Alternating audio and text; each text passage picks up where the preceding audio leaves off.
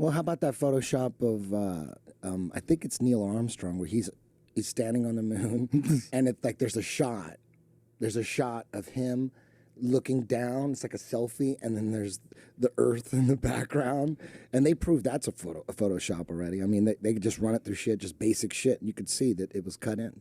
Well, there was definitely some manipulation of photos for press use. It's not just that was it's not just 1969. speculation. That was 1969. Well, they did it before that even. Yeah. They did it with the Gemini space program. No one's even defending that picture. No one's going, that's real. Nobody defends that picture. Well, I don't know if they do or don't, but the craziest one is Michael Collins, because Michael Collins, you can prove it. The Gemini 15 picture, they took a test photo of him like in some sort of a warehouse where they would strap him up with a harness and they're showing him how to utilize this equipment. And then they blacked all that shit out and reversed the image and tried to pretend he was doing a spacewalk. You never seen that? And maybe I've seen so much on the moon. This one's the best one. Isn't it weird? It's not even the moon. It's just Michael Collins. But you should see it because it's like, wait a minute, why the fuck would they do that? Like, see what if are you they pull doing? It.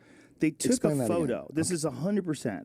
This is not speculation. Okay. They took a photo of him at a test facility. Okay. Where they would, prepare themselves for walking on the moon. The one on the left is them preparing. See, you can tell he's in a harness. There's a bunch of equipment around, and he's hanging onto this thing, and they're pulling him like with this harness that he's attached to. And then the next one, it says it's a spacewalk. It's the same exact image. They just blacked it out. They just took all the stuff that was in the background, all the equipment and all the bullshit. That's kind of a blurry copy. See if you can find a better copy of it. But what they did was they made a fake photo of a guy in space.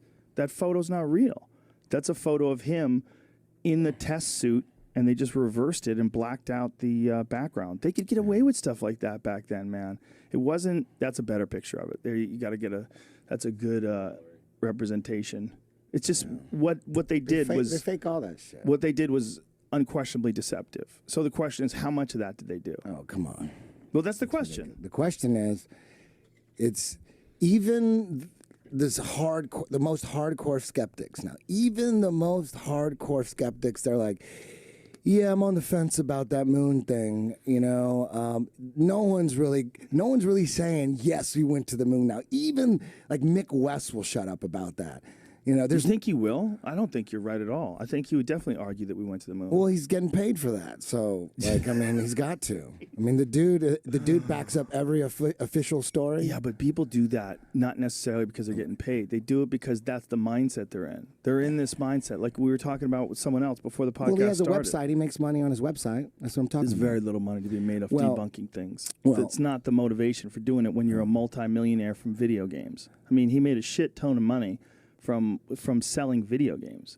He was like some sort of a programmer in video games. And then he has a good time debunking things, but he has an official story mentality is what I would call it, where no matter what, like there's people that are objective and there's people that are debunkers, and he's a debunker. And it doesn't necessarily mean he's wrong about a lot of stuff, but it does mean that he goes into things with the intention to debunk and the intention to almost always gravitate towards an official story.